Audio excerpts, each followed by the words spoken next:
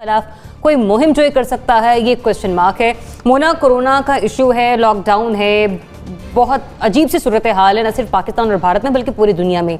इस मामलात का भी भारत कोई ना कोई इस्तेमाल कर सकता है अपने लिए किसी न किसी तरीके से, कोई मुहिम जो जी बिल्कुल, इसमें कोई शुबा नहीं है। और ज़रियात जैसे, बल्कि इससे पहले भी अभी तो एक इसकी जो बात है, जो भी DGISPR का बयान है, उसका एक पूरा बैकग्राउंड है। उसका बैकग्राउंड है क्योंकि कश्मीर में ख़ास तौर पर जो 5 अगस्त 2019 को जो इक़दाम लिया गया, उसके अब नज़र आ रहे हैं कुछ और हमेशा की तरह विद इन सेकेंड्स जो एक हरबा है भारत का कि विद इन सेकेंड्स पाकिस्तान पर उसका इल्ज़ाम लगाया जाता है। तो इस मरतबा भी यही हुआ है। एक हंदवाड़ा में जो अभी रिसेंट इनका एक आमना सामना हुआ है और अटैक हुआ है, बहुत भारी कैजुअलिटीज़ का सामना हुआ है वहाँ पर। इंडियन फ़ौज को भी, उनके अपने पुलिस के भी, वहाँ पर JNK के पुलिस के भी एहलकार उसमें मारे गए हैं और एक कर्नल तक उसमें मारे गए हैं भारतीय फ़ौज के। और वो फिर भी ये इल्ज़ाम आयद कर रहे हैं कि पाकिस्तान की तरफ से इन्फिल्ट्रेशन हुई है। तो वो माहौल इसमें बना रहे हैं, इसमें कोई शुबा नहीं है। मुझे वाकई इस बात का ख़तरा है कि एक तरफ आई वॉश वो दे रहे थे कि हम तमाम मिल के साउथ एशियन ममालिक कोरोना को शिकस्त दें, जो एक बहुत बड़ा आई वॉश था और उन्होंने इस पर एक कॉन्फ्रेंस बुलाई थी वगैरह वगैरह। अभी रिसेंटली भी एक कॉन्फ्रेंस हुई है, वीडियो कॉन्फ्रेंस।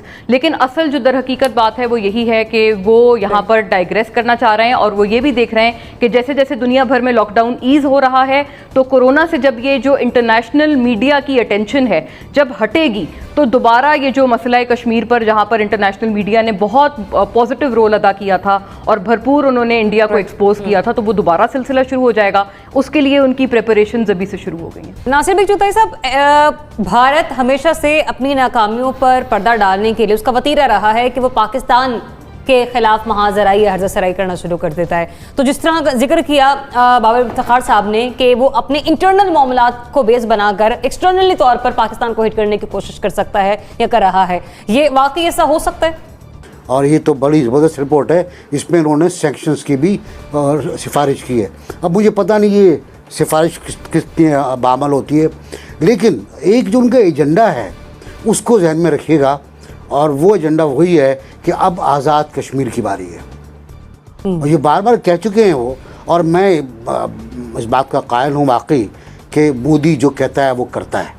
ऐसा नहीं है कि मोदी ने जो कहा नहीं कहा हो, जो कहा उस पर अमल ना किया हो। अब उसके दोनों मंशूरों में 37 का था, उसके दोनों मंशूरों में मकबूजा कश्मीर पे कब्ज़े का था, उसके दोनों मंशूरों में शरीयत के ख़िलाफ़ कार्रवाई थी, उसके दोनों मंशूरों में गैर मुकामी मुसलमानों को निकालने की बात थी। तो वो कर रहे हैं ना वो। और अब आज़ाद कश्मीर का भी कि पूरा कश्मीर हमारा है, पूरा कश्मीर हमारा है, तो वो आज़ाद कश्मीर को टारगेट करने की कोशिश कर रहा है। और ये छोटी मोटी जो आप देख रही हैं सूरत हाल, ये एक पूरी चेन है जो एक बिग पिक्चर की तरह आपको लेके जाएगी। तो ज़ाहिर हम तैयार हैं, हमारी फ़ौज भी तैयार है, हमारे आवाम को भी तैयार होना पड़ेगा। एक कोरोना वोरोना से निकल जाएं, और निकल जाना चाहिए हमको, हमारे मौलवियों को चाहिए वो दुआ करें इसके लिए, फूंक फूंक भी मारें और दवा भी करें। एक बार उन्होंने तवक्कुल की बात की थी, तो तवक्कुल वही है कि आप ऊँट को रस्सी से बांध दें फिर अल्लाह पे छोड़ दें। तो आप तैयारी कर लें आप, और उसके बाद आज़ाद कश्मीर को डिफेंड भी करें और हो सके तो मकबूजा कश्मीर को आज़ाद भी कराएं। वो ख्वाब है, लेकिन ख्वाब की ताबीर भी होती है। आमिर ज़ैद साहब, NBC ने यहाँ पे बड़ा इंपॉर्टेंट पॉइंट हाईलाइट किया कि मकबूजा कश्मीर के बाद अब बारी आज़ाद कश्मीर की। मेरा क्वेश्चन ये कि 27 फरवरी के वाक़े के बाद भी मुहिम जोई कर सकता है भारत? देखिए, भारत जो मुसलसल मुहिम जोई कर रहे हैं 2014 से, जब से ये हिंदू इंतहा पसंद हुकूमत आई है, आप देखेंगे एक पैटर्न है। और 2019 में 3000 मरतबा जो है फायरबंदी की खिलाफ वर्जी की। इस साल जो है जनवरी से लेकर अप्रैल तक के जो आज़ाद-ओ-शुमार हैं, तो 853 मरतबा फायरबंदी की भारत ने खिलाफ वर्जी की लाइन ऑफ कंट्रोल पे और वर्किंग बाउंड्री के ऊपर। तो ये एक पैटर्न है। मोदी ने किया क्या है? मोदी ने काम ये किया है कि जनाब जो एक स्टेटस को था पाकिस्तान और भारत के दरमियान कश्मीर के ऊपर, उसने उसको तोड़ दिया और अपने तई उसने कश्मीर का मसला भी हल कर लिया है कि जनाब जैसा कि बता रहे थे नासिर साहब के इनेक्स कर लिया। और अब उनको जो है अपने फैसले के कॉन्सिक्वेंसेस को, उसका जो कि फॉलो आउट है उसको मैनेज करना है, जो कि वो कर रहे हैं। और उनके जो प्लान है बिल्कुल सबके सामने कि जी वो 2-4 बरस में वहां पे डेमोग्राफिक चेंजेस इतने ज्यादा लेकर आ जाएंगे कि वो जो मुस्लिम अक्सरियत है मुस्लिम अकलियत में तब्दील हो जाएगी और उनकी गिरफ्त जो है वो बहुत मजबूत हो जाएगी। तो सब कश्मीरी मुजाहिदीन के लिए, कश्मीरियों के लिए, हुर्रियत के लिए और पाकिस्तान के लिए जो है वक्त से के साथ हमारी दौड़ है। हम अगर इसी तरह जिस तरह अभी हम हाथ पर हाथ धर के बैठे हैं और भारत की गैर रिवायती सियासत का मुकाबला रिवायती सिफारतकारी से कर रहे हैं, तो हम बिल्कुल किसी भी तरह से कामयाब नहीं हो सकते।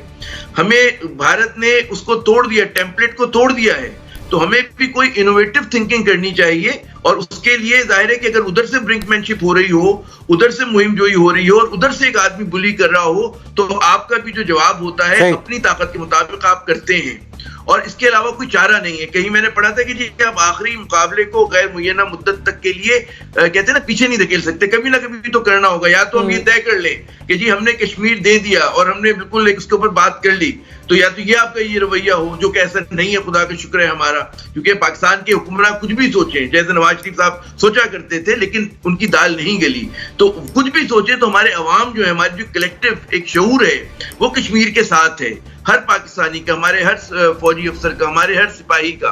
तो उस हवाले से हम लोग खड़े होंगे बिल्कुल। लेकिन बात ये कि क्या हमारे हुक्मरान जिन्हें फैसला करना है वो मजबूत फैसले कर सकते हैं?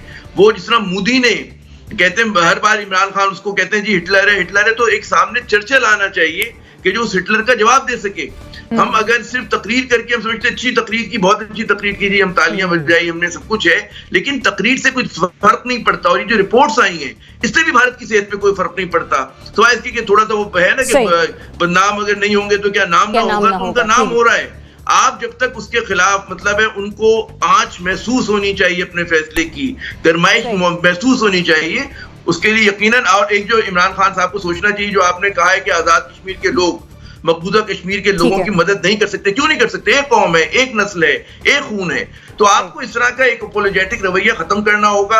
आपको चाहे कोरोना या नो कोरोना, आधे पेटों खाली पेटों, हमें खड़ा होना है दुश्मन के सामने, उससे कम कोई बात हो ही नहीं सकती। और मेरे ख्याल में ये वक्त है इमरान खान की जो मेजर की जाएगी पॉलिटिक्स, वो कश्मीर पे की जाएगी। कोरोना या करंट अकाउंट डेफिसिट जो उन्होंने कम किया उस पर नहीं की जाएगी। जी रजा रोमी साहब, ये जो सिचुएशन है उस पर अभी आमिर साहब ने जिस तरह से तबसरा किया कि तकरीर का भरम या उसका मजा उस वक्त है जब हिटलर को चर्चिल का सामना हो। ये मुहिम जोई पर हम बात कर रहे हैं, तो हम इस मुहिम जोई के लिए तैयार तो हैं, लेकिन सवाल यहीं पर है कि भारत ये मुहिम जोई कर सकता है? देखिए, बात यह है कि अभी जैसे पहले बात हो रही थी कि भारत की मुहिम जोई जो है उसके पीछे बड़ा एक वाज़े मकसद है, और वो मकसद ये है कि जो इस वक्त हिंदुस्तान में हो रहा है उससे तवज्जो हटाना अवाम। हिंदुस्तान जो है आपके जैसा कि आपने देखा है कि एक तो उनकी मईशत जो है वो मुस्तकिल गिरे जा रही है, और अब कोरोना वायरस की वजह से जो लॉकडाउन उन्होंने लगाए हैं इंडिया में, और अभी वो एक्सटेंड भी करते हैं मई के तीसरे हफ्ते तक, तो उसकी वजह से माशी तौर पर वो बहुत नीचे गिर रहा है उसकी पूरी की पूरी इकोनॉमी जो है।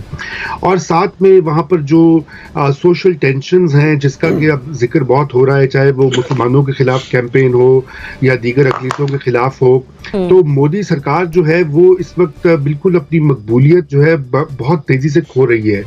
और मेरा ये ख्याल है कि यही एक बहुत बड़ी वजह है कि वो अवाम की तवज्जो हटाने के लिए वो ये सारा जो मामला इस वक्त चल रहा है, टेंशन्स को ऊपर बिल्ड करने का, ये किया जा रहा है। जैसे कि आपने देखा पहले माजी में जो हुआ पुलवामा का पूरा इंसिडेंट, और उसके बाद जो सो कॉल्ड उन्होंने वहां पर कार्रवाई भी की, उससे मोदी ने उसको खूब कैश किया इलेक्शन में, और री इलेक्शन के लिए वो चाहे जो भी उन्होंने झूठी सच्ची खबरें लोगों को फीड की, उसकी बुनियाद के ऊपर उन्होंने दोबारा एक टर्म हासिल कर लिया। मतलब ना सिर्फ इंटेंशंस और टेंशंस डाइवर्ट करनी है, बल्कि वो ये इस तरह का कोई ना कोई ड्रामा रचा भी सकता है। सॉरी टू इंटरप्ट रज़ा रोमी साहब, मेरे पास वक्त इंतहाई मुख्तसर है, वेरी क्विकली सिद्दीकी साहब।